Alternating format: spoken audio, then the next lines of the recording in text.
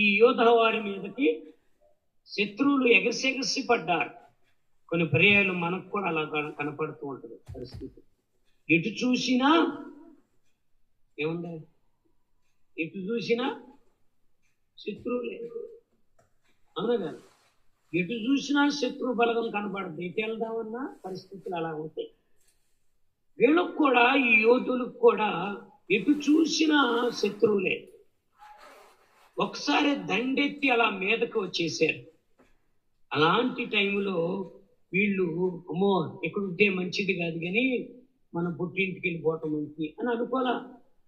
ఇక్కడ ఉంటే బాగోదు, కానీ మనం ఏదన్నా ఊరు వెళ్ళిపోతే బాగుంటుందేమో అని అనుకోలా. అర్థమవుతుందా?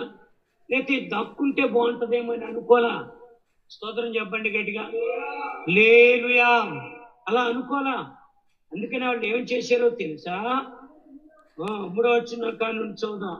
అందుకు యెహోషాపాతు భయపడి యెహోవా యొద్ద విచారించుటకు మనస్సు నిలుపుకొని యోధ అంతటా ఉపవాస దినము ఆచరింపవాలని స్తోత్రం చెప్పు గట్టిగా, చాటింపగా. చూడండి ఇక్కడ ఏం చూద్దాం. అందుకు యెహోషాపాతు భయపడి యెహోవా యొద్ద విచారించుటకు మనస్సు నిలుపుకున్నాడంట. హల్లెలూయా. ఏమి నిలుపుకున్నాడు?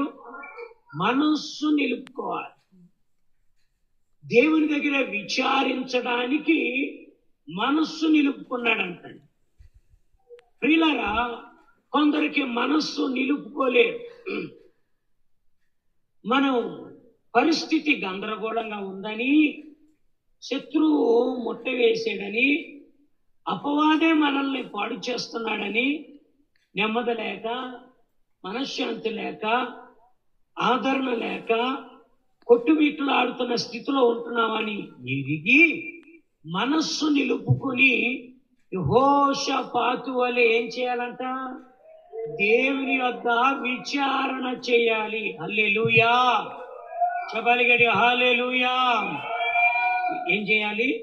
విచారణ చేయాలి. అంటే విచారణ చేయటం అంటే ఏంటి?